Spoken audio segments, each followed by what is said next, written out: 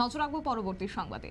বসন্তের আমেজে আজ গোটা রাজ্য, অবশ্য কৈলাসহরেও সেই ছবি এবং সঙ্গে বসন্ত উৎসব পালন করা হচ্ছে। তাই তারই মধ্যে কৈলাসহর পৌর পরিষদ এবং তথ্য সংস্কৃতি দপ্তরের যৌথ উদ্যোগে এই আজকের দিনটি কৈলাসহরের রবীন্দ্র কাননে অনুষ্ঠিত হয়েছে দোল উৎসব 2025। প্রদীপ প্রজ্বলন করে অনুষ্ঠানের সূচনা করেছেন মন্ত্রী টিঙ্কু রায়। অনুষ্ঠানে এছাড়াও উপস্থিত ছিলেন কৈলাসহর পৌর পরিষদের চেয়ারপারসন চপলা রানী দেবরায়, ভাইস চেয়ারম্যান নীতিশ দে, কৈলাসহর মহকুমা শাসক প্রদীপ সরকার, ঊনকোটি জেলা পরিষদের সদস্য বিমল কর সহ অন্যান্যরা।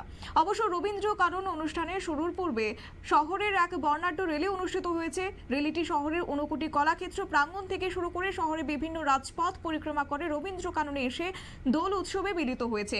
আর এই দোল উৎসবকে কেন্দ্র করে কচিকাঁচা শিল্পীদের সঙ্গীতানুষ্ঠান সহ নৃত্যানুষ্ঠান ছিল। পাশাপাশি ছিল তবলা বাজনার পর্ব। একসাথে 150 জনের সঙ্গে শিল্পীরা সঙ্গীত পরিবেশন করেন। আবৃত্তি, গান, নাচ, কবিতা পাঠে অনুষ্ঠান এক প্রকার প্রাণবন্ত হয়ে উঠেছে। দেখুন তাহলে সেই ছবি।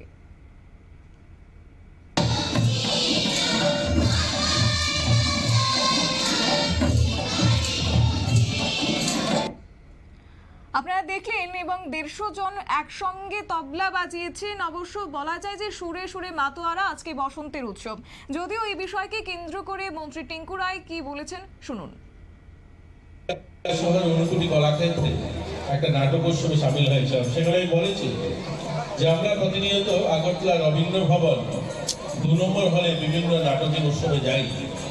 সেখানে যে সংখ্যাটা, তার বসার যে সিটগুলো, সেখানে 250 থেকে 300 লোক বসতে পারে, কিন্তু কোনোদিন সেই হলটা ভর্তি দেখিনি।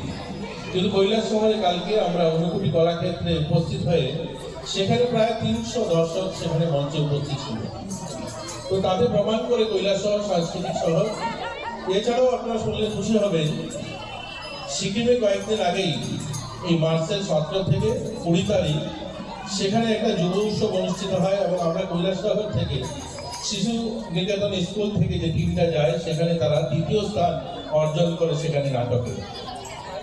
এছাড়াও গোটা রাজ্যে বিভিন্ন সাংস্কৃতিক দলগুলো বিভিন্ন সময় গোটা দেশে যেখানে যেখানে তারা গিয়েছে, সেটা 26 জানুয়ারি রাজপথে হোক বা সেখানে যুব উৎসবে হোক, আমাদের টিম যেখানে গিয়েছে, মধ্যপ্রদেশে হোক, গোটা ভারতবর্ষের যে প্রান্তে সাংস্কৃতিক দলগুলো আমাদের এখান থেকে যায়, তারা 2য় 3য় স্থান কোনো না কোনো তাদের সেখানে সম্মানিত হয়ে আসছে এবং আমাদেরকে গর্বান্বিত করে যে আমরা ছোট একটা 40 লাখ মানুষের রাজ্য হলেও আমাদের এখানে প্রতিভাবান শিল্পীদের কোনো ত্রুটি নেই। এখানকার শিল্পীরা গোটা দেশে সুনামের সঙ্গে আমাদের নাম অর্জন করছে।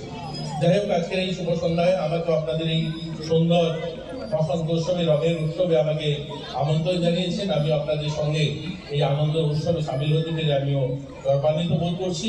এবং যারা এই আয়োজক যারা রয়েছেন, কৈলাসহর পৌর পরিষদ এবং আমাদের মহকুমা প্রশাসন এবং আমাদের আইসি দপ্তর, তথ্য সংস্কৃতি দপ্তরের যৌথ প্রচেষ্টায় এত সুন্দর একটা আয়োজন এবং এই রবীন্দ্র গার্ডেনে আমাদের যে অনুষ্ঠানটা, এই সুন্দর অনুষ্ঠানটা যে পরিবেশে আপনারা আয়োজন করেছেন, তার জন্য আপনাদেরকে ধন্যবাদ জানাই।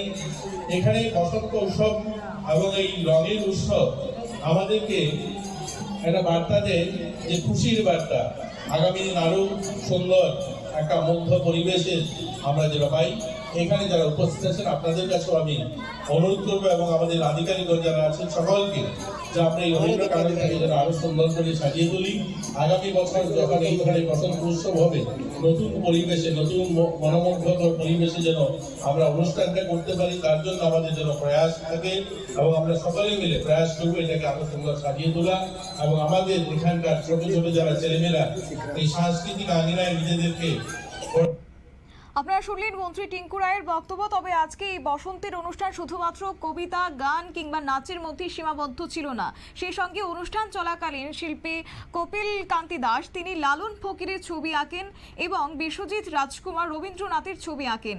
অনুষ্ঠানে রেকর্ড সংখ্যক সাধারণ মানুষের উপস্থিতি লক্ষ্য করা গেছে। পাশাপাশি অনুষ্ঠানে বক্তব্য রাখতে গিয়ে মন্ত্রী টিঙ্কু রায় যা বলেছেন, এত সুন্দর দোল উৎসব আয়োজন করে আয়োজনকারীদের তিনি সাধুবাদ জানিয়েছেন। সেই সঙ্গে তিনি এও বলেছেন, সাংস্কৃতিক শহর কৈলাসহর, আর এটা ফের একবার আজকের এই বসন্ত উৎসবের মধ্য দিয়ে প্রমাণ হয়েছে। নিয়ে নিয়েছি ছোট্ট একটি বিজ্ঞাপন বিরতি, সঙ্গে থাকুন।